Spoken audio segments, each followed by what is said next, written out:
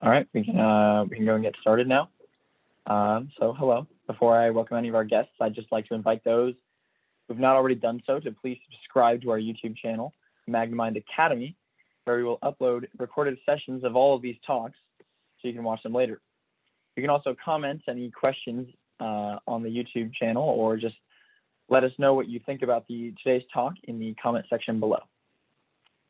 All right, so today I would like to welcome Neil Sahota and his talk, Art Meets Science, Transforming Data into Information and Information into Insight.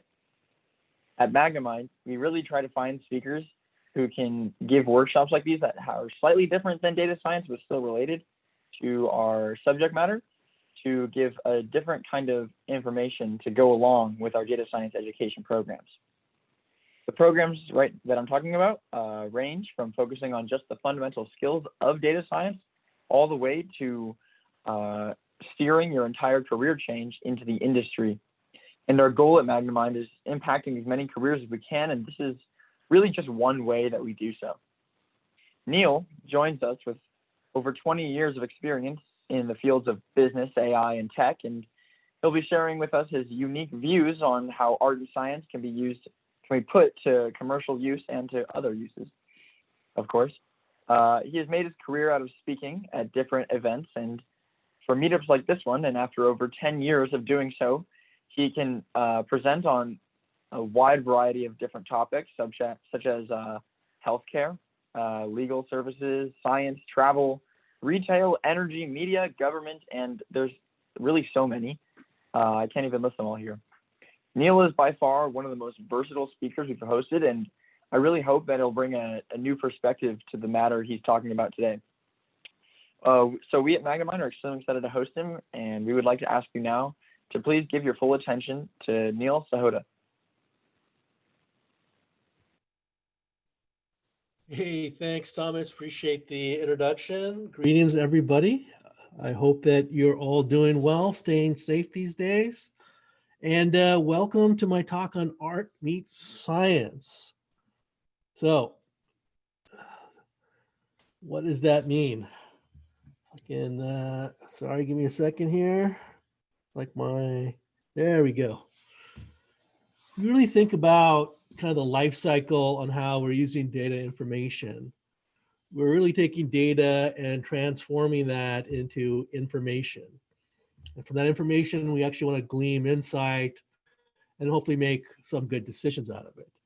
So you always hear about the different types of analytics: descriptive, predictive, prescriptive. This is kind of the flow here on how we can leverage those things to hopefully make good data-driven decision making. But we have a bit of a challenge, right? The data to information side there's a lot of science to that, and rightfully so. But how do we actually take this information that we have once it's transformed and get that aha moment, right? How do we find those insights? Is it kind of a luck? Are we just really smart like Elon Musk, so that we can try and make a good data-driven decision? Well, the secret here is it really is from information to insight. It's still science, but there's a little bit of art we got to mix in to do this right. And I'm going to share why that is and how we can actually do some of this to maximize value and hopefully create some cool, innovative, or disruptive things. I'm going to start this journey for us by actually going to the past. So think about the movie camera. I'm always trying to pick examples most people are familiar with. The movie camera was actually invented back in, I believe it was 1872. But the story of how it came to be is a bit interesting. It actually involved Leland Stanford, yes, the guy that started Stanford University, and a bet about horses, I should say it that way. And what happened was that Stanford and some other person, we don't know that person's name, made a bet. And Stanford basically said that when a horse gallops, like when it's running around like you see in this picture, it can have all four hoofs off the ground. And the other person, of course, said, no, one hoof always has to be on the ground. And so Stanford was trying to figure out a way, how do I prove this so I can win my bet? And so he talked to a scientist named Edward Muybridge. And so Edward thought about it and said, okay, and set up 100 cameras on a field. And he set the cameras set up so that they would basically take a picture as the horse galloped by 1 second apart. And so they ran their little experiment. They had 100 pictures of this horse galloping by. They're going through the stack, and Stanford found a picture with all four hoofs off the ground. Says, "All right, Eureka! I win my bet." Went off to collect his money. Woobridge, on the other hand, is kind of looking at this and going like, "Huh? If I kind of flip through the pictures, it's like I'm watching the horse run." Invents the movie camera, right? Both trying to kind of solve the same problem, but different perspectives, different understanding led to very different outcomes. I'm sure Stanford won a good chunk of money, but Woobridge wound up helping pioneer a whole new industry. And so why is that? What's going on here? Because this is actually a great example of a big data problem, at least back in 1872. So you probably heard the expression that data is the new oil, and it very much is. We're generating an insane amount of data because we have the tools and technology now to basically collect almost anything we want.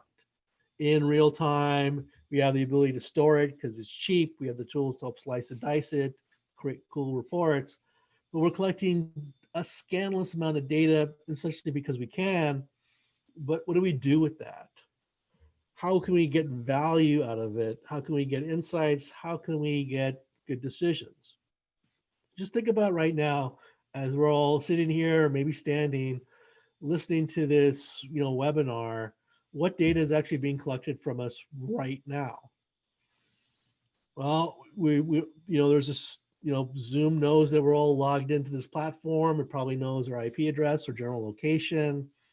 If you happen to have a smart device nearby or watching some smart device, there's some location information get maybe an accelerometer. If you have any open apps, open websites, there's actually a lot of things going on, right? So we have all this data. What can we do with it? How do we create value out of this new oil source? Well, here's the interesting challenge is that a lot of businesses are actually dying of thirst in this ocean of data. Right, 90% of the world's data was created about the last 2 years.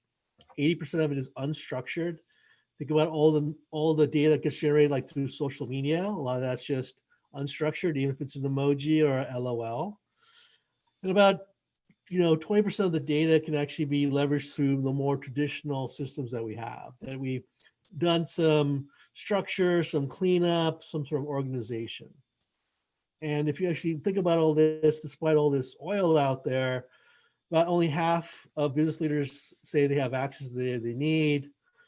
83% of CIOs cited like business intelligence and business analytics as a key part of their visionary plan. And we know that the top performers, employees, or even organizations, they do 5.4 times better than those that don't. So what do we do about this? Well, let's look at healthcare because I think it's actually a great example. It's got some of the most complicated information challenges we know of. Medical information is doubling about every 5 years, although I'm hearing that's about to go to 3 years now. 81% of physicians say they have less than 5 hours a month to read the latest medical journals, which means they have trouble keeping up with the latest medical research, pharmaceutical research, treatments, even some things around diagnosis. They're not great when you think about, unfortunately, a pandemic situation like we're in. And we look at some of the outcomes, the data points, right? 1 in 5 diagnoses that are actually estimated to be inaccurate or incomplete, right? Not great. 1.5 million errors in the way medical medications are prescribed and delivered or taken just in the United States every year. And up to potentially 100,000 people, or I should say really Americans, that die from preventable medical errors in hospitals alone, right? A very small segment. Not great. Why are these things happening, right? We have this huge wealth of data. We seem like we should be solving some of these problems. Well, we always turn to analytics. We know that with this data, we can do this great analysis, figure out things, better way to upsell people, better flight patterns, hopefully improve medical outcomes, do better digital marketing. I won't bore you with the litany, but we know that analytics is pretty much everywhere out there. There's some sort of number crunching going on. And a lot of that's being driven by data science now because we've kind of picked a lot of the low hanging fruit. We want to try and find those opportunities where there's more complicated cases out there. And we want to be trying to mine a lot of this data, find those hidden dots, those hidden nuggets that's going to create those aha moments and create either a huge competitive advantage or unlock a major insight to advance medicine, social good, whatever it might be. And if we think about it, it's like we know, okay, got to have the database, we got to have the statistics, maybe some machine learning, great ways to visualize, data mining, we know a host of interpersonal skills, got to good coding, creativity, communicating. But there's one skill I really want to highlight here, and that's subject matter expertise, right? You have someone that's really good at statistics, really good at the coding, it could be a phenomenal data scientist. But how many great data scientists you know happen to understand the problems a doctor faces, the challenges of a nurse, a lawyer, an accountant, or even a social media marketer, right? Because we don't live and breathe a lot of this stuff, we kind of don't know the full scope of some of the ins and outs of the challenges that may exist. We may lose some of that kind of what is possible opportunities. Now, I know a lot of you are saying, hey, you know, the numbers are kind of the numbers and we use statistics. We want to find correlation, right? That's going to help us find these linkages, these aha moments. Well, we know the big trap is that correlation does not equal causation. And one of the great examples that I like to use is we look at the rise of childhood autism as well as the rise of organic food sales. And if you look from 1998 to 2008, they're very heavily correlated, right? They're almost growing at the same rate. So I must draw the conclusion that organic food causes autism, right? How many people would actually believe that one? Could that be possible? I mean, maybe you might say, well, wait a second, maybe there is an aha moment here. Maybe we never realized that organic food isn't that great for us, right? How do we disprove that? Well, I actually had someone ask me that question once, and I said, well, we can look at human history. How long have people been around since we had the ability to process food or even store food, right? There's tens of thousands of years of human history where we've been eating nothing but organic food. And I don't think that really triggered a lot of autism. It would have probably manifested itself a lot more than it does in society. So are the two really related? Is it a coincidence? Maybe it's the other way around. Maybe it's that, you know, because childhood autism is actually increasing for reasons we may not know, that parents have read or feel that organic food actually might be better for their child in trying to, you know, cope or treat autism. Maybe that's a different way of looking at it. Maybe there's actually something there. But we got to be careful of that. Another great example is, sorry for you that are Internet Explorer fans, look at the data again, you can see that the decline in Internet Explorer use and the murder rate follows a very highly correlated path here. So again, I must infer that people that use Internet Explorer are probably more apt to murder somebody, right? Again, I know it sounds ridiculous, but when we look at just the raw data, the statistics, this is what we start looking at, right? We find these types of linkages that may not exactly make sense. And this one obviously is a ridiculous one and blatantly can't be true. At least I think we hope, or Microsoft hopes it's not. But if we don't have really good domain knowledge, do we find other ones that maybe things that look like could be real, but we don't have the deep enough expertise to say yes or no and push out of hand automatically? And as a result, we're seeing that we're kind of churning or spinning our wheels sometimes on things that we probably shouldn't have, that we probably should have allocated that time for other things. And this is why context becomes so important, right? You always heard the old parable about you got an elephant, you got some people in a blindfold, and you have them on different parts of the elephant trying to figure it out, and they're just looking at their little small world.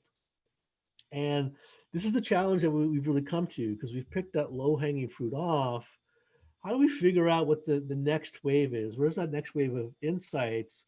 It's become more of a yin and yang type of model, where we need to introduce more of that subject matter expertise in for data scientists, as well as we have to introduce a little bit more technical foundational knowledge for the business people or the domain experts, to see what is kind of the art of the possible. Where can we actually unlock those aha insight moments?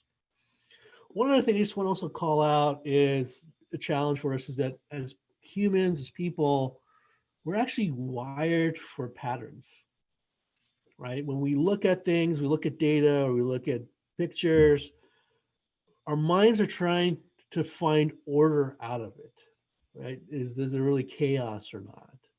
And do we see different things? And unfortunately, I just noticed the picture on the left was a bit cut off, but it looked like there was a woman made out of rocks in the picture. Did that really happen? Did the rocks, quote unquote, grow that way? Probably not, right? But because it's probably a random just arrangement, and our minds trying to order it into something we recognize, and we see that. Just like you look on the picture on the right, you pause for a moment and take a look at the picture, and what do you see? Some people are going to see, a woman and many loaves of bread, where some people actually see skeletons. They see a skeleton head. Is one person wrong over the other? No, because you can actually see both. Again, it's our mind trying to structure things. It's much like, is there a Mickey Mouse face on Mars? No, there's not. Or a human face on Mars? No, there's not. It's just, again, our mind is trying to make sense of some of these things, and that can actually trick us into finding false patterns. And unfortunately, sometimes we chase false patterns and come to poor insights, and as a result, poor decisions. We got a couple of challenges we're going to have to try and deal with to come up with something of great value for ourselves. So how do we actually do this? So, Saxena and Srinivasan have actually come up with a good framework in their book called Business Analytics. They talk about there's 4 stages, idea, analysis, decision, and execution. And that's how you should approach business analytics and data science type of work. I've kind of expounded on that a bit because I think there's more to it. And if we think about how we've kind of approached data science and analytics as a whole, it's been organic, kind of, we have a need, we didn't really think of the big picture beforehand. We focus a lot of our effort on the analysis, right? We're looking at the analytics and we're looking at the domain function. How do I upsell someone on paying for that first class upgrade, or paying advance for checking their luggage in, or buying premium economy, whatever it might be. But we often start with that very specific thing. We don't really walk it back and say, what is it that we really want to do? What are our goals and how we best accomplish them? And this is where I really feel we should be tackling things like analytics and data science. We got to start with the idea, which means we need to frame the decision need. What is it that we want to do? If I'm an airline, I just don't want to really sell more first class upgrades. I probably want to drive more revenue, right? Or more profitability. There's a dozen, actually, there's probably hundreds of ways that they do that, but I'm going to miss out on some of those opportunities if I don't frame that decision need, right? And once I kind of know what the decision is and the goals are, then I want to start kind of generating different ideas. Then I got to go out and get the data. And everyone says plenty of data out there, that's great, but how much of it is actually usable? How much of it is actually meaningful? That's a whole art in curating the data to figure those pieces out, so that I'm focusing on that. Ironically, I do a lot of work in artificial intelligence, and everyone always talks, I need lots and lots of data. I need that big data to be able to use AI. And one of the things that we've actually learned is that's not necessarily true. Probably really need medium data to teach a machine. The classic example that I've seen is, we want to teach an AI to be fluent in a different language, we have to let the machine hear about 100 million words in that language, obviously in sentences and phrases, before the machine seems to be proficient. But a human child only needs 15 million words. Why is it that a child needs less? And we've come to the conclusion that because we have all this data, we can just throw this into the machine. We just naturally assume 100 million words is right, it works. But maybe it's really what are the words or phrases we should really be focusing on. Maybe there's just a subset that if we actually had, that's what actually teaches the machine. That's where the actual value is. Think about that. If you want to, like, we know we have, like, Kettering Sloan has the AI that can detect lung cancer from an X-ray, about 9% confidence rate. Do they really need, a million plus X-rays to teach the machine, or is it really they only need 100,000? Because if we know that we actually need medium data or smaller data sets, we're suddenly unlocking a lot more potential, unlocking a lot more solutions, whether for commercial purposes or social good or social enterprise, that would really move the needle for us. And so we really need to think about what is the data we need and what's the meaning behind it, and then start building our models from that. And then, of course, do our analysis and feed that into some possible options and prediction models and outcomes to support the decision-making process. And of course, once we make the decision, I unfortunately see way too many people and too many companies say, great, and let's see what happens. They don't properly kind of monitor the execution. Right? We should have some targets, benchmarks, KPIs, metrics to see how well we're performing. And we'll probably always have to tweak or pivot on what we're doing in that regard. The other big kind of fail point, I'll say, which is a good segue, is that once we've kind of built something and seems to be working, we think it'll work forever. It doesn't, right? And if we look at the fail points along the thing is our goals actually might change over time. And so our model is no longer relevant, or we may not have goals. And I can't tell you how many Fortune 500 companies, they don't even start with goals. They start with one little thing. So you might have the wrong focus. You might introduce bias. It's unfortunately a common thing I've seen where you have someone that's already kind of made the decision without looking at the data, and they just want to find the data that's going to fit and justify the decision they want to make. Right? When it comes to analysis, we have fail points around faulty data. We maybe look at the wrong variables, might figure out the wrong weights. But there's often a lot of misunderstanding of the data. Unfortunately, COVID-19 is a great example of some of this where we don't exactly have great data. We're collecting a lot of it. You look at like the University of Washington numbers versus the Johns Hopkins numbers, they're actually different. They're significantly different, right? They're not like they're far apart, but it's enough material difference for analysis, which is why you always see different projections, different peak points, and all these things. When it comes to the decision, right, even if we do good analysis, we had good data, if we're not driving buy-in, right, we're not getting people to commit internally and externally, we'll never get this adopted, used, and see if it's really success. Or we don't have defined outcomes. I might just say like, hey, I'm an airlines, I want more revenue. How much, right? What does that mean? Is $1 enough? You want 100 million? That's going to kind of dictate some of the things you're going to want to focus on and do. And I still see, unfortunately, a lot of people going with their gut, right? They're like, I've got 30 years of experience. I've done this 100 times. I get that, but sometimes, they ignore the data and just say like, yeah, there's no way that could be right. Well, unless the data is faulty or we did a really poor analysis, the data kind of is the data. And of course, with the execution, we talked a little bit about, lack of measurement and lack of not taking corrective action, right? I have yet to see an idea that was 100% successful the first time. So we got to make sure we do that. We have the proper management support. So this kind of gives us a little flavor on how to approach this. But how does this get us to that aha moment, right? We've talked a lot about the science and transformation of data into information. How do we get that information into actual insight? Well, let's revisit our life cycle, right? Is it that somebody had a dream or they just had a random hap chance or observation that really transformed this and there's no way around it? I really don't agree with that. I think there's a lot of science that we definitely should tap into data science, the statistics to figure this out. But there is a bit of art to say, what's real, what's doable, and where those hidden dots actually are. And this is where the art meets the science. And I really like to liken what I've seen a lot of work in AI and art actually going on, because it's a great example of art meets science. And so you see two dancers here. So so there's a guy named Mia who's one of the greatest, like mime dancers in the world. And he happens to also have a PhD in computer science. And he started thinking about form and function and the way the body moves, and said, could I create a machine that could dance without ever having seen a human dance? Because maybe through our own subconscious or implicit bias, we've restricted ourselves, or maybe there's things that a machine can do dance move wise that we can't, sorry.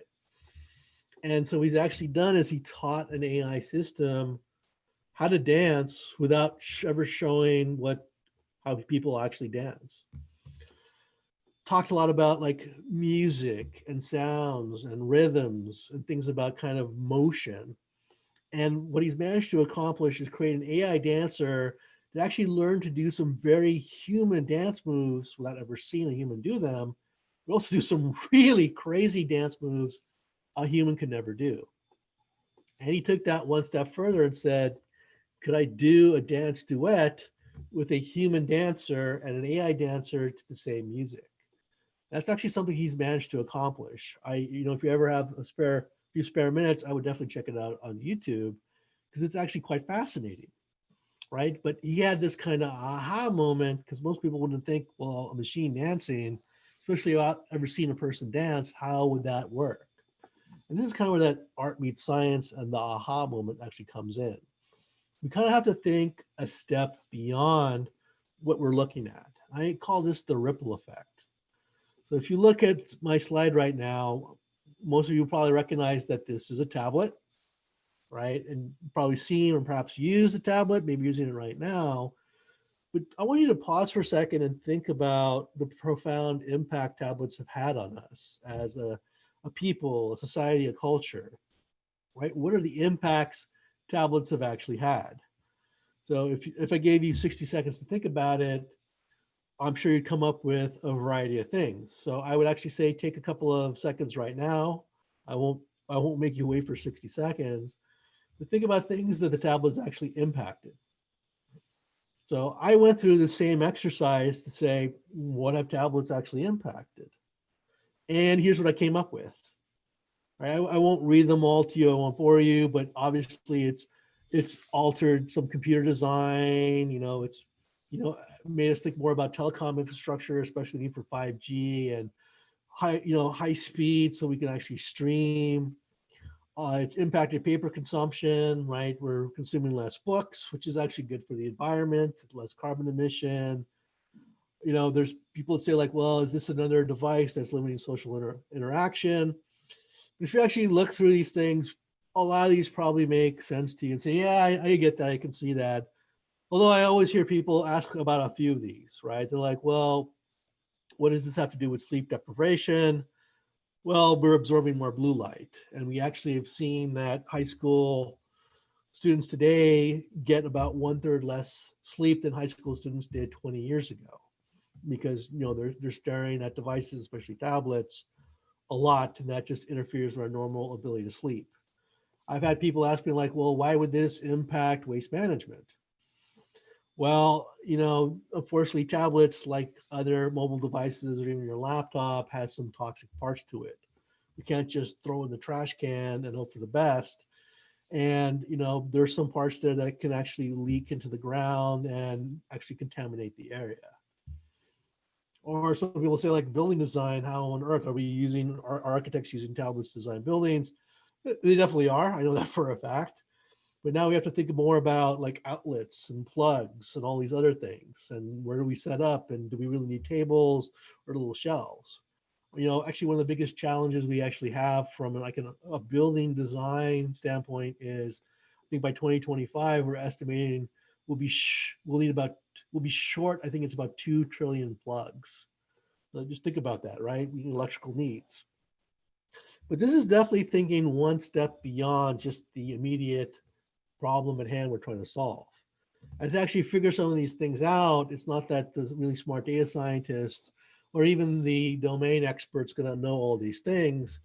It's the confluence of them together. It's that synergy by partnering together and working together that's actually going to unlock this, because it does have profound impacts, right? I want to think about the aha moment. We have to think about the ripple chain.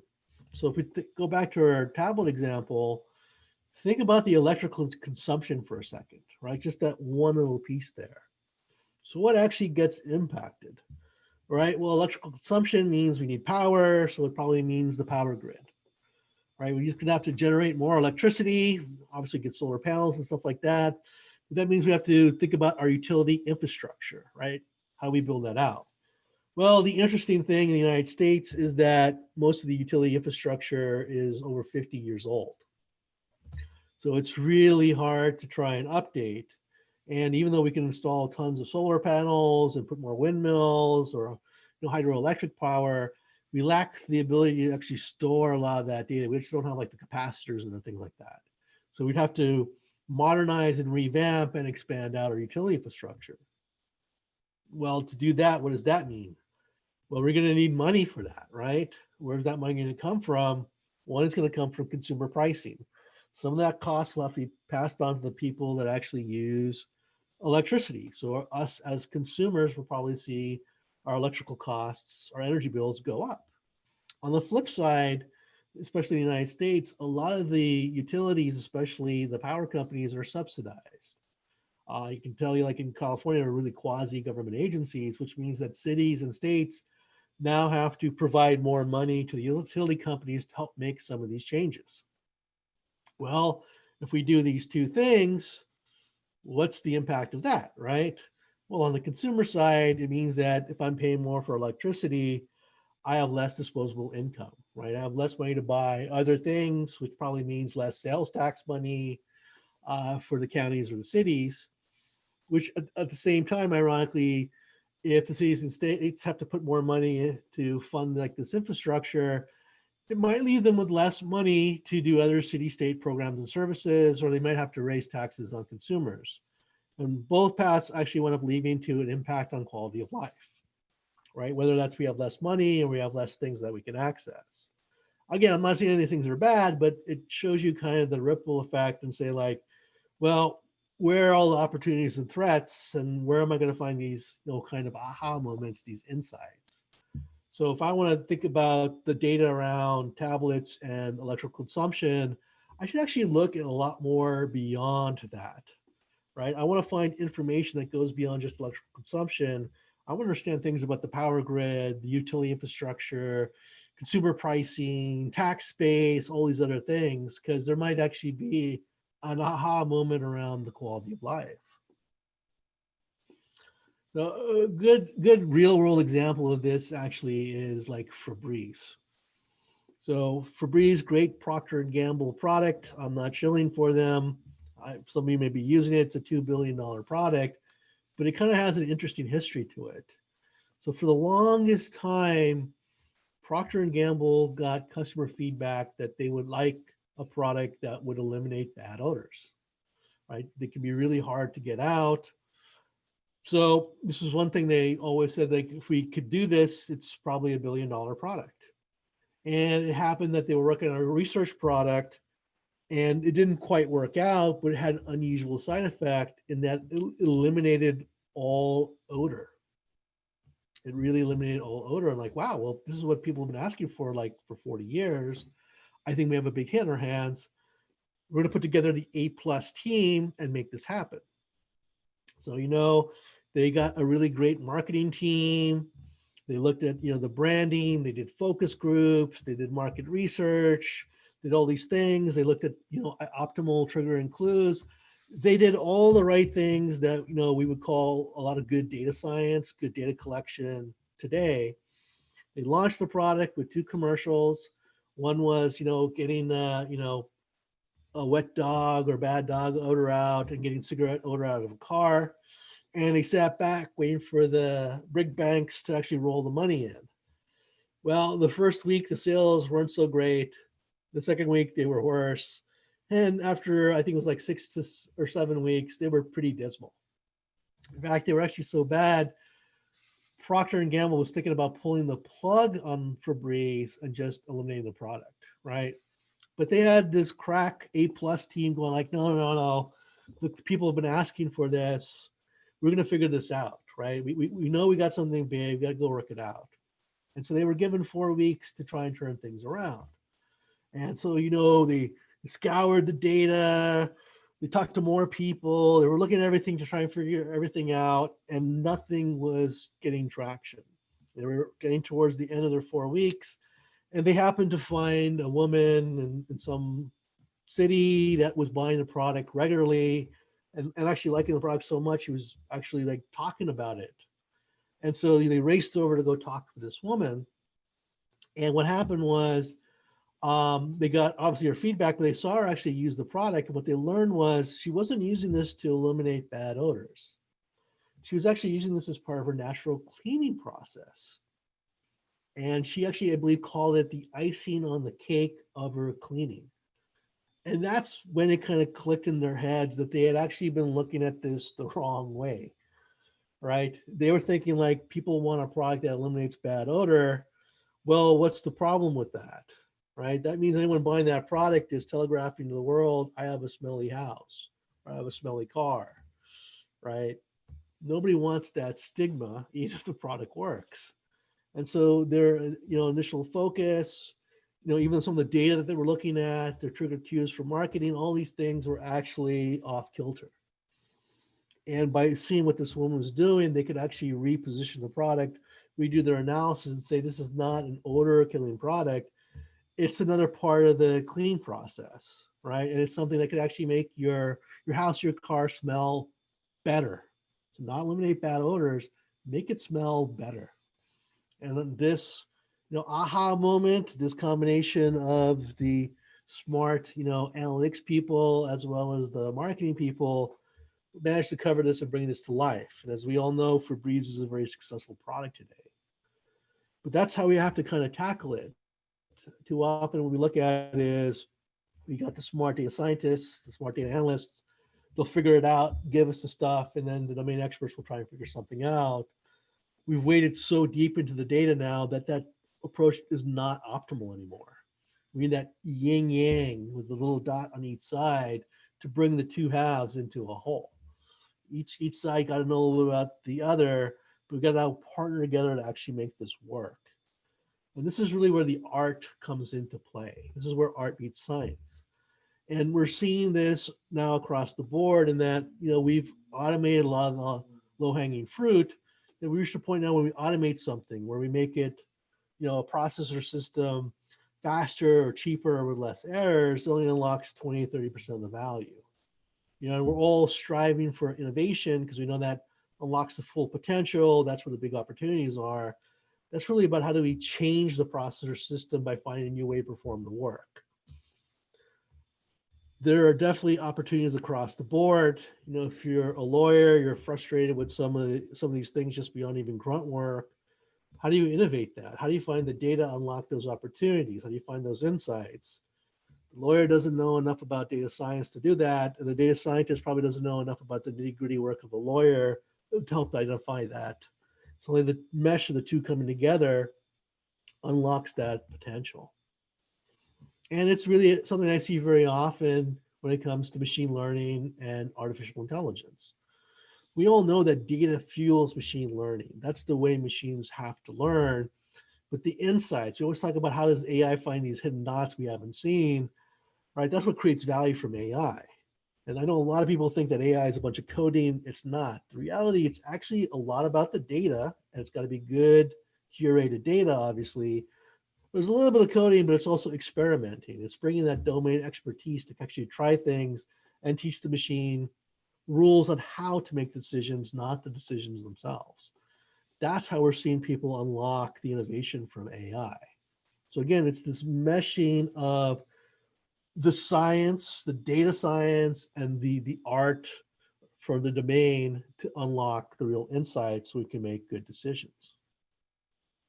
Now, what can we actually do with that? I'm going to play, it's a short video. You won't really be able to hear the audio. There's not much to it, anything. But look what this guy is doing, and look what that robot arm is actually doing.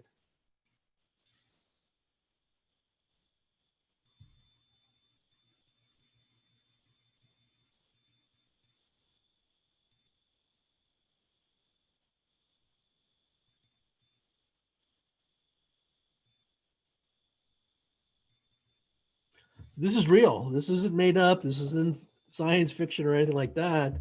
This is unlocking the power of innovation. And if you look at the guy's arm, you'll see a little black band, right? What we've learned is that even though you're missing an arm or a leg, the brain is still able to transmit signals to the missing limb. Now, I've known a lot of very smart technologists that are saying, like, could we decode our brain synapses to figure out what it's trying to do and kind of deconstruct that so we could control like an artificial arm? Maybe probably take a lot of work. We haven't been able to accomplish it yet, but people that know physiology and anatomy and biology know that, yeah, that while that brain can transmit those signals, it's also sending signals to our muscles and, more importantly, our tendons. If we could decode that, we can figure out what we're trying to do with our arm and actually transmit that to a robotic arm. And that's actually what they're using AI for. Is the AI is actually interpreting those tendon motions to move the robot hand, right? A lot of people have gone down this path, but because they weren't that deeply versed in the domain, didn't initially think of that. And here's again where the confluence between the two has unlocked a really powerful aha moment, an incredible insight that we could actually restore mobility to someone that's lost a limb or was born without a limb. We're unlocking huge kind of possibilities as a result. And this kind of takes me to my magic formula, right? If we really want to do that art meets science and be able to do some of these things, how does this work? Because it's not problem solution, right? It's really trying to figure out the opportunity and marrying that up with technical expertise to create the solution. So it really starts with mindset plus the problem plus the domain expertise creates our opportunities. Take the opportunity, the technical expertise, the infrastructure to actually create a solution. And don't worry, I'm going to explain this a little bit in detail. I'm going to break it down for you, right? The mindset really starts with, remember the framework, the idea, what I call entrepreneurial or intrapreneurial type of thinking. We kind of have to step away from what's already out there and think about why it won't work. Because that's always our first reaction. Somebody has an idea or something new. 90% of people always go like, well, why won't it work? And it's, well, how can we make it work is the right question to actually ask, right? We could try and explore things and maybe we don't figure something out. That's okay. We gave it a good shot. But if we don't have this mindset, we're never going to identify good opportunities. So once we're in that kind of entrepreneurial mindset, we want to think about what's the problem, right? What are these goals and the outcomes we actually want to achieve? So what are the real problems that are driving things and what are the real root causes behind it? Once we kind of have that, we want to marry our domain expertise, so the knowledge of the space. We have constraints, rules, regulation, adoption challenges, because when it comes to people, process, technology, people are still the big challenge. And by doing this, it actually creates the art of the possible. And to give you an example of this, I'm going to pick on the legal services space because they're notoriously slow to change and innovate. Plus, they do make a lot of money. So why would we want to fix something that's not broken? And so I actually remember 3 lawyers talking about like, hey, data science and machine learning, there's a lot of stuff. We figured like something we should be doing, what should we be looking at? And so they got into the entrepreneurial mindset by trying to think out what can we do. So we started looking at what's a big problem, what's something that's out there that maybe people don't like to work, but it's time consuming. And so they realized one of the big things is if someone files a lawsuit, they file a complaint. And so there's court documents that the defense will have to read through. They'll have to generate deposition questions, interrogatories, other types of things. So it takes an associate lawyer 8 to 12 hours worth of work to respond to that. Okay, great. Bring in some of the domain expertise about the law and how courts work And we kind of have our art of the possible here. Maybe we have an opportunity to use data science, analytics, or perhaps even machine learning or AI to come up with a solution. And so these are three lawyers with no technical knowledge that now have an opportunity. How do they know what they can do, right? And this is what they married in technical expertise. So they talked to a couple of very smart technologists to learn what is feasible, right? What would the constraints be and what are the tools of implementation? And if we're trying to do this, what's the infrastructure that we need, right? Do we need high-speed internet? Do we need crazy encryption? Do we need quantum computers? What are these system requirements to create the possible? So we've gone from the art of the possible to the science of the possible to create a solution. And what these three lawyers learned was that absolutely we can actually do this. The technology exists to do 90% of what we need. And so they actually partnered with a technologist to actually build a solution. They actually started a whole venture called Legalmation, where they now have an AI that does this work, an associate lawyer. It's gone from 8 to 12 hours to 2 minutes. They can actually now do this in 2 minutes. There's their aha moment. That's how they took data to information and information to insight. And they all feel they made a great decision because they actually sold their law firm off to pursue their venture full time. And I really hope that works out for them. They have amazing success with some very big clients already. But again, we're all looking for these aha moments. We're all living during a COVID-19 world. I hear a lot, well, why aren't we leveraging this? Why aren't we getting more insights around COVID-19? And we have the big challenge is, again, it's around the data and we have good data. But I remember even back in February and March where people were like, why aren't the big tech companies like Google and Microsoft and Facebook and IBM and Alibaba doing more or helping to stop these problems? Well, they actually were trying to, but they were tackling it based on what they know. They don't exactly have a cadre of medical researchers or physicians. So they were looking at other things like collaboration tools, right? Definitely value, but they weren't thinking about, could we use data to deconstruct the virus genomics? Could we predict how the virus might mutate and use that as an accelerator on a vaccine?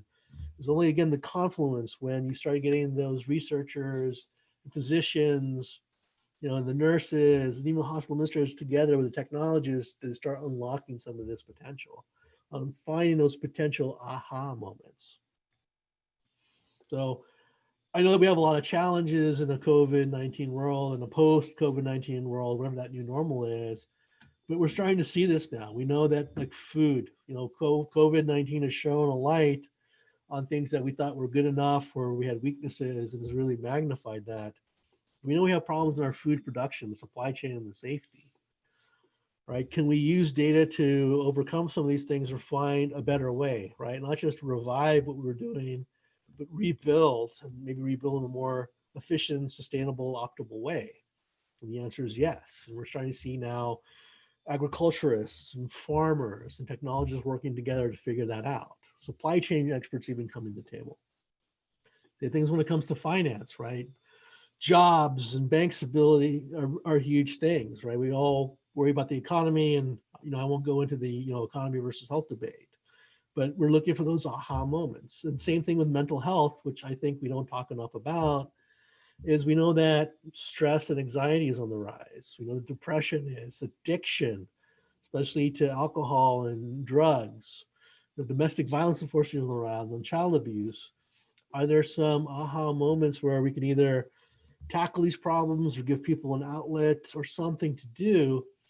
And it's this confluence of like therapists and technologists coming together. It's data scientists working with psychologists to figure out where those insights really lie so that we can make great decisions. So art meets science. So I wanted to leave plenty of time for questions. So I'm definitely going to do that, but I just wanted to wrap this up with, I think there's a great opportunity here. Right? As we dig deeper, we know it's difficult to find those gold nuggets, so to speak. But I think each one of us has an opportunity to do that and find a really great nugget. I really believe everyone has $1 billion idea, or everyone can help make the world a better place. And you have the power to actually do that. And I encourage you to actually try to do that. And by do that, by, not just tapping into the great data science skills that you may have, but leveraging the art side of it, that domain knowledge. And if you're a domain expert, learn a little bit about data science or analytics so you can understand what the art of the possible is. That's where to come up with great opportunities. That's how we're gonna have some awesome solutions. And with that, I thank you very much for listening and staring at the screen. And I'd like to open up for questions now.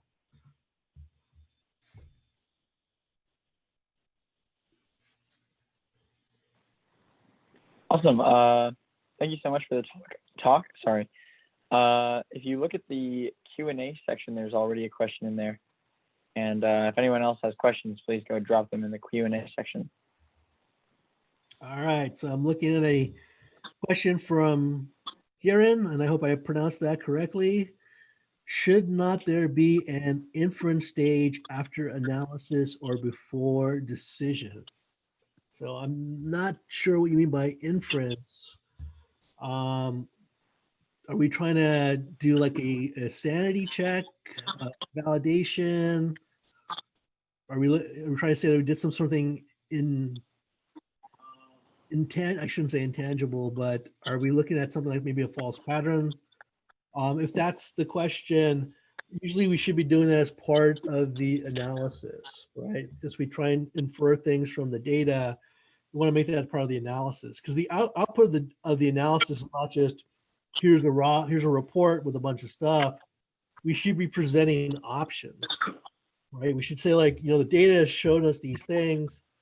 These are the patterns that we're seeing. These are the insights that we're gleaming, and to achieve our outcomes and goals, here's, I always say do more than one, 2 to 5 options we should consider as potential decisions. And here's the pros and cons of those. So if I didn't quite answer your question, Karen, I apologize. Please do type back. So we have another one from Dave. Do you have any opinion about which of the startups developing specialized hardware for training neural networks looks most promising at this point?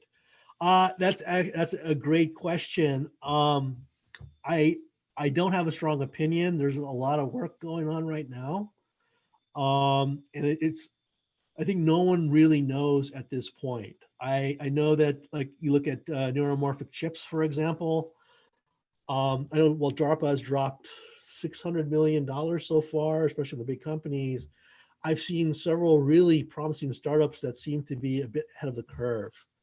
I think it's just going to see who can kind of prove their technology first. And I think part of the challenge that we're having is what do we tackle with it? How do we say what proof is? Because you look at like quantum computing. We've got people say they've done it. Other people countermand that by saying, well, I solved the unsolvable problem. And they're like, well, it wasn't really unsolvable. You can parse it up this way. It's kind of like the Turing tests. There's different versions of the Turing tests. Until we can come to agreement on some sort of metric to gauge this, I don't think we're going to have a clear picture of this. That's just my opinion on that. So we have a question from Thomas. What sort of skills should I focus on learning in order to be able to join the art and science together? And how can I make this happen? You definitely, from a data science perspective, those secret got to understand things about statistics and coding and, the ability to, curate data. I think though that you also have to learn some of the challenges and foundational knowledge of whatever space you want to work in. You can't just be a great data scientist for a financial services company, but not understand how financial services work or who the customers are like, or what the products are like, or even to some degree what the culture is like. Because ironically, I've seen some people that are good on both sides of the house, but they're way too risk-taking, for example, than the culture of their organization. So you just got to learn. You got to learn a little about the space you're in and the corporate culture and the people that you're actually dealing with. If you're on the flip side and saying like I'm a master when it comes to, banking, but how do I know what I can actually do with all this data flowing around there? You got to learn some basics about data science. It doesn't mean you have to be an expert in Python. Maybe a little bit of R would be useful. You got to understand how data is collected and can be transformed. Like I always say, slice the dice to people to kind of understand what is feasible. Let's see here. Then we have anonymous attendee. Can you figure self-worth into your thinking in terms of how many people may have to find new roles to define themselves? It's an interesting question. I've had a few philosophical discussions about this in the past couple of weeks. I hate to say it this way, but I think people underscore brand reputation, like personal brand reputation, which I think kind of fits into the self-worth, that we actually have to be able to define who we are, what we can do to showcase value. It's not enough to say anymore that I'm a data scientist or I'm a social media marketer. We have to be able to explain what's the value that we can actually bring to the table at a much deeper level. If you're a data scientist, great, what kind of work have you done? Is it in healthcare? Is it in education? Have you unlocked insights that have led to rapid growth, or increased profitability by 10%, or discovered a whole new line of educational products, or found a different way to create individualized learning? So we kind of have to now, I hate to say pigeonhole, but I guess specialize is a better word to try and do this, and think about what are the special skills that each of us actually bring to the table. So that's really what's going to drive our self-worth. And that, I think, is going to make a difference, because for better or worse, we tend to get typecast, right? People look at a couple of things and say, okay, this guy over here is the AI guy, and that guy over there is the guy that understands, exchange traded fund products. So we have to work hard to not get pigeonholed by that. All right. Then we have a question by Samir. How many years did it take you to get domain insight into business? That's a great question. Quite a while. I'm still learning. I think one of the lucky things I guess I had was I've always been inquisitive, and I've always been asked the question to ask why. Like, why are we building something, and like, who is the customer? But working with a lot of business folks, it's a very different perspective. I can share that one of the best things I probably did was go to business school, because at least the business school I went to, your first year, they lock you into a group, right? You don't get to pick your group. And they actually pick a group where there's like one person from operations, one person from finance, one person from marketing, one person from IT, and so forth. And you're forced to take classes together your first year, obviously. But you quickly learn, or at least I quickly learned, that when you look at the same case study or the same problem, everyone is looking at it from a very different perspective, very different angle. And that kind of opened my eyes up, in that even though we're looking at the same thing, we see it so much differently. It's kind of like that dress where, was it white and gold or was it purple and blue? Right. And that actually taught me to realize that not only do people see differently, I need to understand what their perspective is and be able to speak their language. Right. I can't help them or create value if I don't know what's actually going to be meaningful for them or what their real problems are. So I will say that, it probably took me a good 7 to 10 years to really feel like I got a handle on that. But I'm actually still learning things all the time. It's just, unfortunately, the dynamic situation of business and markets and people as a whole. All right, we got a question here from FC. Where do you see climate change in this? Can be in the COVID and post-COVID world, although it has been ongoing since before. Thanks. Great question. There's actually a lot of work going on. A lot of my work with the United Nations is actually tied to using data science around climate change.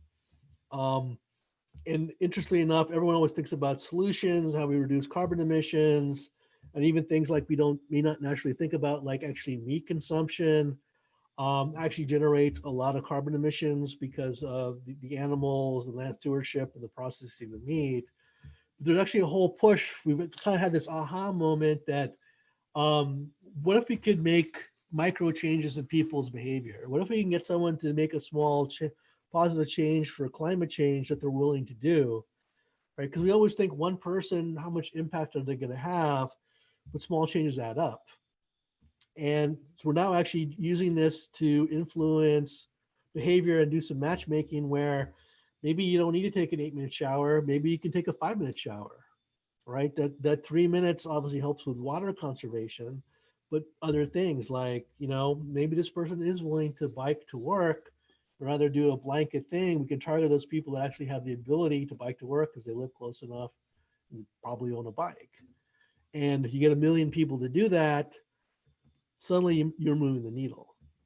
And so there's actually a lot of focus in this art meets science and actually trying to do this to get people to take micro steps or at least adopt some micro solutions. And that requires a lot of data mining, but also requires a lot of understanding about the nature of people and what people are willing to do at an individualized level, because we've just learned the across the board blanket campaigns just aren't very effective.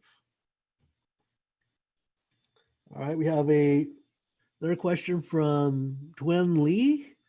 I'm studying analytics for a career change and hoping to showcase what I've learned through a project.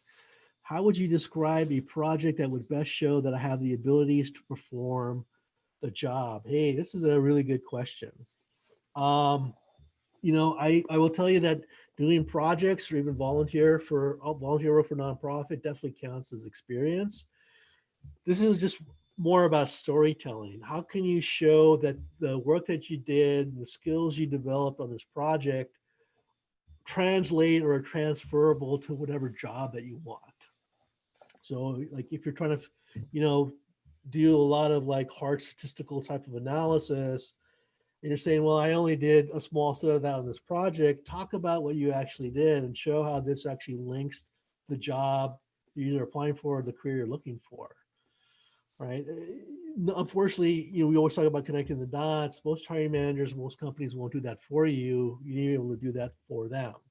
And so if you feel like maybe I'm weak on the coding side, or maybe I'm weak on the R side, the coding side, just talk about it what you did on your project. Say, look, I did this project. We did a lot of statistical work, but I used R to do a lot of the analysis, or I taught myself R to actually do that.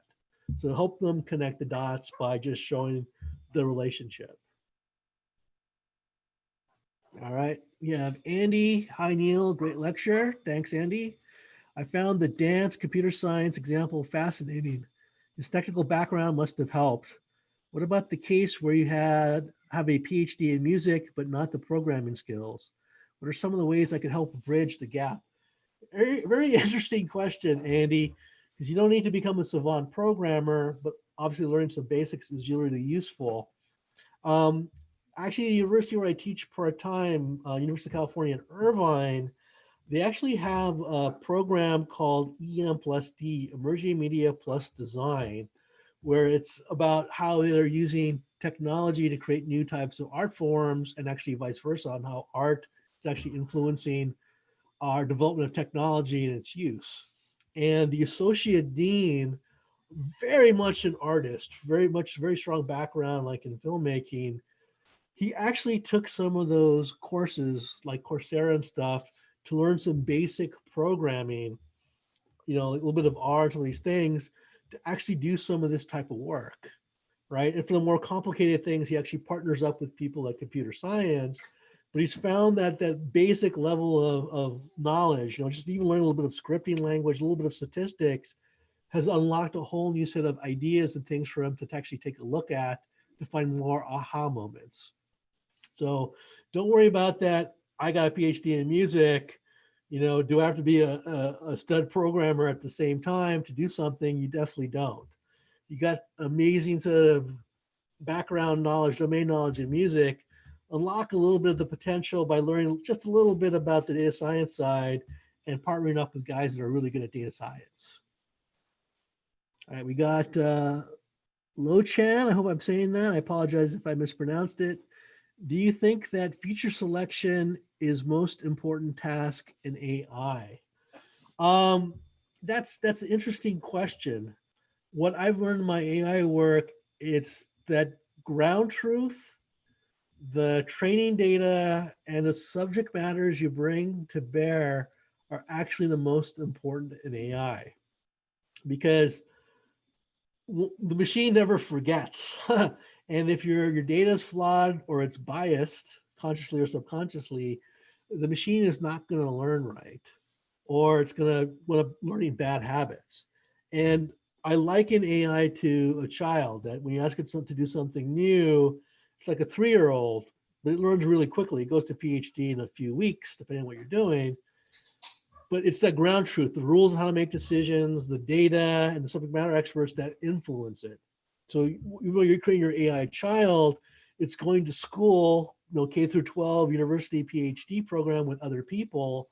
And so even though they're getting the same education, the experience and other environmental factors play a role in how it actually learns. And those are things that are really way more important for AI, which is why you'll see 5 different AI systems trying to do the same thing, come up with slightly different recommendations or answers. So we have to be really cognizant of that. And just to give you an example of how careful we need to be, in my IBM Watson days, when we were teaching Watson various things, we made the mistake of letting it read the Urban Dictionary. And guess what? Watson learned to curse as a result. You think it's hard trying to teach a child the inappropriate time to curse? Imagine trying to do that with a machine, right? That doesn't understand some of, kind of the cultural nuances, I'll call, about doing that. So we really got to focus a lot on that, right? You got good data, you got good ground truth, right? You got the good subject matter experts to teach and coach it along. The AI will do a good job of forming its neural network and coming up with the algorithms. But those are really the 3 key pieces to focus on for AI. All right, I have another question here from Ashley. Do you have any recommendations how to define the appropriate questions needed to be asked before diving into preliminary data and presenting this data?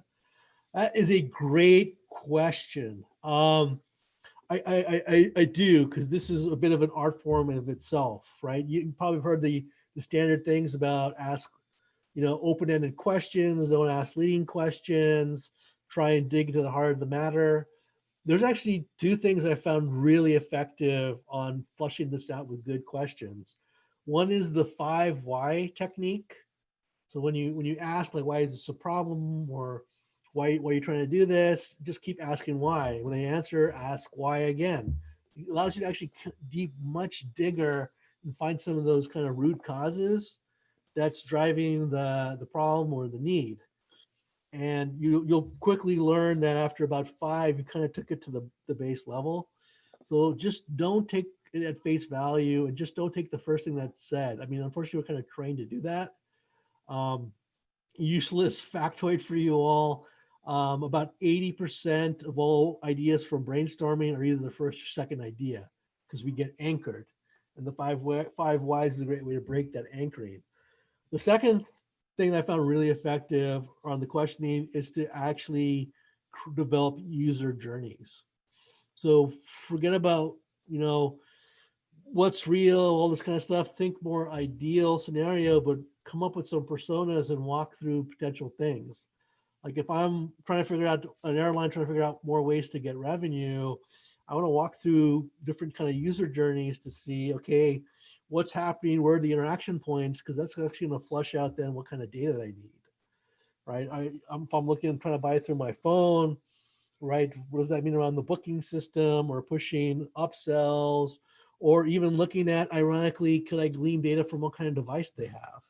And if you're not aware, airlines actually they factor in over 500,000 variables to figure out the optimal price for your ticket for you. And they do look at your mobile device. And if you have an iOS device, they're going to charge you a little bit more, because the data shows, or the information shows, people that buy iOS devices tend to have a little bit more disposable income, so they can afford more. So, but the 5 whys and user journeys I found are really effective. All right, we have a question from Dave. Do you think machines will ever have human level general intelligence? If so, what is your guess for when this will happen? Great question. I actually have a few very good friends of mine that are working on this right now. Um, I honestly think that we're probably quite a ways off. It's probably a few decades. Now that I've said that, it'll probably happen in the next 10 years. But one of the challenges that we have with AI right now is we have very what we call ANI, artificial narrow intelligence, is that they're very good at doing what we teach them to do, which means that we have to teach them to commoditize something, right? The challenge that we have is if we teach an AI how to play the game Go, it's just not intuitive from there to build off that and teach the AI how to drive a car, right? We're essentially just starting over with new data, new ground truth, new subject matter experts. And so the scalability or stackability tends to be challenging. And just from a business perspective, it's a lot of hard work, it's a lot of money, and you want to show an ROI as quickly as possible. And so that's, if nothing else, limited the number of people even trying to pursue the AGI, artificial general intelligence. Now, I will tell you, will machines be thinking on their own one day? Maybe, but I think what I really believe in is the confluence between human and machine. We're moving towards more of a cyborg model where we're trying to actually enhance human capabilities with machine capabilities. So much like you saw the video I played with the guy being able to manipulate a robot arm, restore mobility.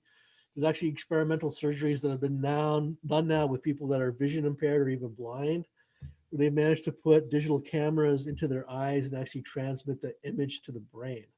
So we're actually able to enable vision restoration. Now it's still experimental. It's, I believe, black and white, a little bit fuzzy, but it shows that we're already thinking about enhanced human capabilities from machines. And I feel like we'll probably want to go down that path rather than machines that think on their own. So if nothing else, it's another distractor that will probably extend the timeline for something like that happening. All right, let's see here. Think Ashley, do you have any recommendations how to define appropriate questions need to be asked? I may have already answered this question. Just bear with me. Let me see if I already did. It's the same question. Okay. We have a question from Joshua. I am a lawyer who switched gears to work for a startup in an unrelated field, and I've taken in a shine to data analysis, SQL, etc. Good for you, Joshua. In my current role, you mentioned Legalmation. Do you know of other legal data startups that are bringing data analysis to the legal field? There is a lot actually happening. I don't know, Joshua, what happened, but about 2 years ago, the the switch got flipped on in the legal industry where now everybody, even the big firms, are pursuing how to leverage data, right? They now have a vast amount of data, and there's a whole concept about systems of engagement, how they can tap into that, either to perform better from an operational standpoint or improve client engagement or improve trial preparation. So, I mean, there's things like, what is it, Raven, Neota Logic. There's a whole bunch. And I know that in the VC world, like the legal tech startups, especially those focused around analytics, machine learning, and AI, if I remember the number, I think it's like $14 billion has been pumped into funding those types of startups. So there's a lot. If you want to chat more about it, I mean, please do reach out to me. You can find me obviously on LinkedIn, and happy to chat more about that. But there's a lot we could talk because there's a lot going on. All right, we have a question from an anonymous attendee. The world just saw the brutal murder of George Floyd. From a social justice, human rights perspective, how can technology you discussed be used to solve or address an ongoing and severe social problem like U.S. racism? This is a really interesting challenge because there actually have been a couple of things that have been tried along this way. I'm not trying to pick on them, but Google, I think it was about a year, maybe a year and a half ago, released a hate speech detector. So they had this to actually try to monitor, especially social media. And unfortunately, what happened was it turned out the hate speech detector was actually inherently racist. And a lot of that is, a bit of challenges with the data sets, but also a lack of, I guess, proper domain expertise. in that the people trying to teach it, they didn't have enough linguists and neurolinguists involved, in that the AI mistakenly took some words that thought were maybe more jokes or other things as just jokes rather than hate speech, and vice versa. So it's a really difficult thing to do, because what is classified as offensive? I think there's lots of things we'll all agree, like, whoa, that's over the top, but there's this weird gray space of, is this crossing a line or not? And that's the challenge that we're having, is trying to figure out, how do we kind of define and quantify that gray line? Will we get there one day? I sincerely hope so. This is a great example of where art needs to meet science and trying to figure out the gray space. All right, let's see. We have another question from Kieran. Let's see. Inference is nothing but what's our conclusion based on analysis. Okay, great. Appreciate the clarification on that. Question number 2 from him. What are some of the pointers to finding out about opportunities in AI ML space in terms of doing all things in new ways in business, transportation, etc.? This is a great question, because it's actually incredibly difficult. And my own experience is to actually look at, one, the people that are doing startups, because they're more willing to be disruptive. When I helped build out the Watson ecosystem, 70% was actually startup companies. And what we saw was the more established companies, they were thinking way more automation. And, there's some value in that, but not the full values we talked about.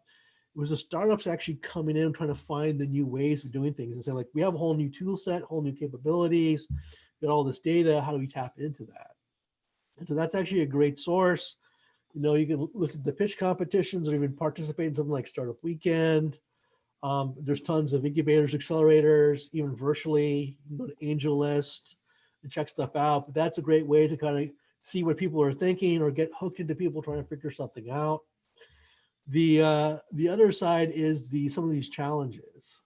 And so you have organizations and nonprofits like Omdana, which actually does these AI challenges that are focused around social impact for nonprofits, where they're trying to find new ways of doing things. Like they did one for the Zero Abuse Project, where they're actually trying to find a new way to prevent childhood sexual abuse. And what I really like about Omdana is not only they're trying to create these new ideas and come up with some, AI algorithms to help these nonprofits, they're doing it in a way to try and create community, so that when the challenge teams get together, they organize it that there's some very experienced people and there's some people who have never done anything and may not even know data science. And so it becomes a learning opportunity for them. And one of their hopes was this would give people that didn't have access to or are in underserved communities a chance to learn some of these skills with real world experience to hopefully create that kind of uplift for themselves and their communities. So, but challenges and the startup ecosystem, I think, are really good things to check out. Right, we have a question from Anonymous. What do you think is the right thing to do to be on top of things in the field of data science and AI? There are tons of advancements in this field every month, for sure. How can a data analyst, data scientist be up to date in this field? For example, businesses won't advance as quickly as the things is evolving in the industry. How to not stagnate in this field and continuously evolve and be ready to make a switch outside of your current job responsibilities. Anonymous, this is just a huge challenge. I do not have a good answer for this. I was hoping that someone would create an AI system that would take all this knowledge and articles and trends happening every day and kind of condense it and curate it into a more digestible piece. No one has done that. All I can tell you is the best thing to do and avoid kind of the overwhelming or drinking out of a fire hose situation is to find a focus, right? You got to kind of narrow down your scope. If you want to do something in data analytics or data science, great, take a look at that and then say, do I want to do something in finance? Do I want to do something for social good? Do I want to do something for education? And then start looking at that narrower scope of universe. It's way more digestible. And you can actually get more engaged into what's actually happening. And you can actually get more networked and interconnected with the people that are actually trying to do things. Because, all things aside, one of the best ways for us to learn is to actually try and jump in and help someone tackle a problem. So that's my recommendation. That is kind of narrow down your scope to something else. There's something smaller, right? It doesn't mean you don't have to do everything else, but over time you can always branch out into different areas. But start with one area first. Take that first small step, because analytics, data science, ML, AI, it's a journey, right? It's really a never-ending journey to the horizon. It all starts with that first step. So think of one area you really might be passionate about and start there. See, we have a question from Lo Chan. Again, I hope I pronounced that correctly. What specific skills in AI to focus on if I'm a domain expert? I know you answered already, but you can be a little more specific in terms of topics. It's really just understanding some of the foundational, like what's the possible. So if you're really good at, marketing, right? You're like, how can I tap into AI to improve conversion rates or do more effective marketing campaigns? You're gonna have to know what AI can do, what it can't do, right? You don't have to worry about necessarily how it works or it gets trained. But you might say, okay, look, I know that AI understands natural language, right? Great. What can I do with that as a marketer?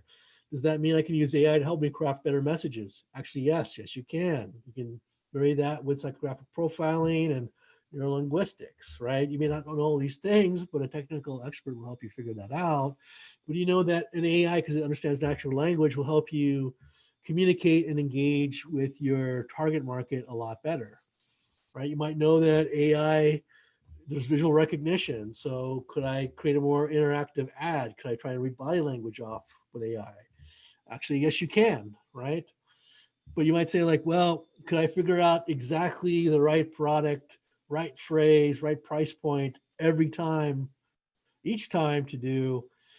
Probably not. You would need an amazing amount of data to do that. And you have to think about variability, right? This is where a little bit of things about understanding AI works, what helps, that the more variability you have in trying to do something, the more complex, the more data, the more training that's actually required.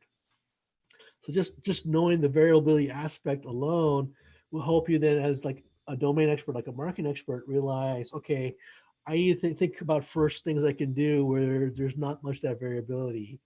Maybe there's 6 cases or 12 cases rather than 1,000 cases that might occur from that, or scenarios. All right. So another question from Lochan. What's your thought on social entrepreneurship with an angle on AI?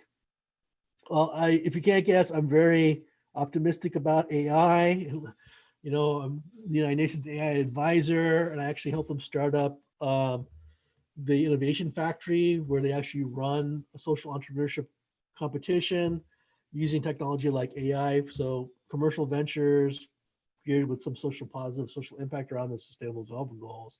I actually am a very big believer in social entrepreneurship and social enterprise. I think we've developed the mindset. Remember my magic formula for too long, where it's like you're trying to make money, the commercial side. And so, if you try and do something good, you're taking away from your ability to do money, or you're like a nonprofit or NGO where making money is a bad thing because you're supposed to be about helping people. I actually believe you can do both, and there's opportunities for both. And we have to cultivate that mindset. And I think we've reached a point, especially entrepreneurship, where AI is one of the big drivers of the fourth industrial revolution. We know a lot of things are going to change over the next 10 years, just how we do things and new products and services with AI. As we develop these out or figure these things out, can we do that with that kind of social impact mindset attached to it?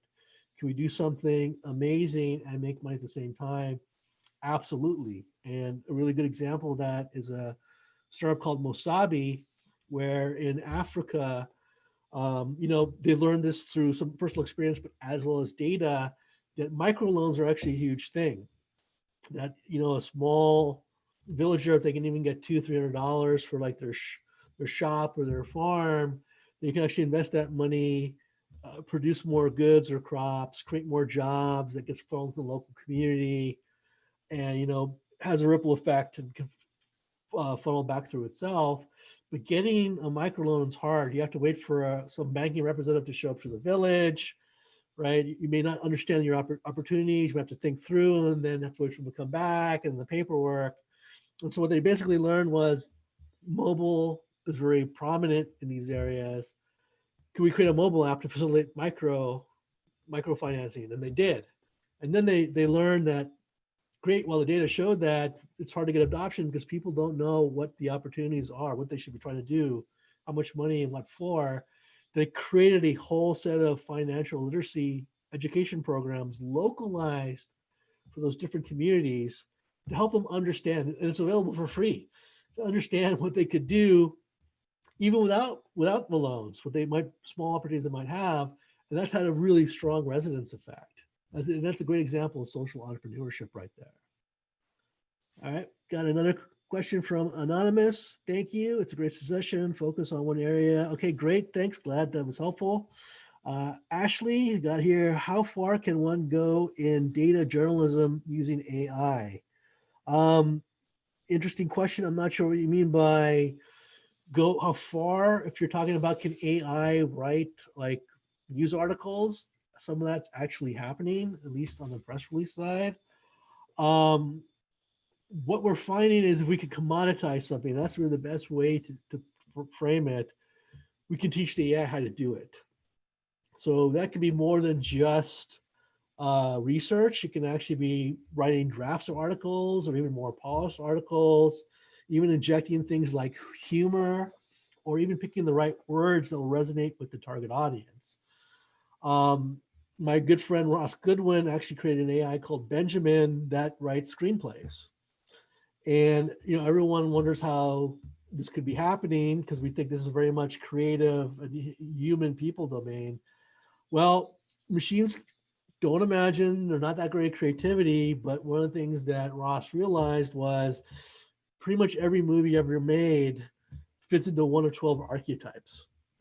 So you teach the AI these 12 archetypes, teach it a little bit about characters and dialogue, and suddenly you have an AI that can write a film script, right? Obviously the first one's not that so great, but they learn over time. If you can do the same thing in journalism, you could be opening up a whole new, I don't know if industry, right, but a whole new market, whole new sort of products, maybe a whole new sort of aha moments where you could potentially write personalized blogs, personalized articles for people to see that you're using words and things that they're most interested in, right? That's going to resonate. That one person in the audience might care more about the facts. The other person might care more about values. The person might care more about fun. Suddenly, even though you're writing about the same content, your ability to connect with your audience can be actually taken to an individualized level. That is very much actually doable. All right, so I got Karen here, very engaging presentation. Thanks, Neil. Hey, thanks, Karen, appreciate that. I don't see anything else in the Q&A chat. Wait, something just popped up from Dave. Do you think computer-generated comments ruin the comment section of web pages? I see a lot of comments that look like, yes, unfortunately, yes, and you can tell they tend to be kind of generic. Could we fix that? We might be able to. I actually know a couple of startups that are trying to teach AI to give specific feedback, to acknowledge a Yelp review or TripAdvisor review and alert a person about a really bad review or a really positive review. But this is also a challenge. There's a lot of variability in that, right? Someone might be complaining about the sink. Someone might be complaining about the fork. Someone might be complaining about the chicken. So, how do you get all this data and concepts into the AI? So hopefully we get there, but maybe we should think about getting a computer-generated detector and getting those screened out for us. All right, I see a couple more questions. Nadia, hope I said that correctly. Will you be sharing the presentation content? I'll defer that one to you, Thomas. We'll have presentation content on our YouTube channel.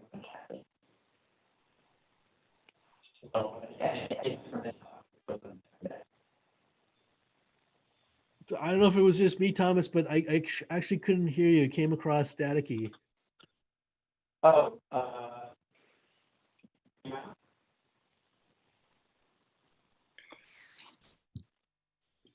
Neil, you can send it to April, and we can send the participants. We have their email addresses. It shouldn't be a problem. I will do that. I'll get you guys a copy. So yeah, so the answer is yes, you get the content. And I believe the recording will also be posted to your YouTube channel. So if people want to rewatch it or share it, they can. Yes, that's correct. Great. Just two more things for both thank yous. So thank you guys, appreciate that. If you have any other questions, I mean, always feel free to reach out to me. You can obviously find me on LinkedIn, Twitter. And I thank you very much for all your time. Well, thank you. And then you're for who, we're able to talk to, really hope people excited to bring really this, and I was trying to today as not so thing. Also, really make sure to presentation over on our YouTube channel. And please let us know in the comment section when you follow updates. That's also link our new Zoom format. Our next topic is on recovery, and we have a subject invisible movement in the workplace. Thank you all, and have a good day.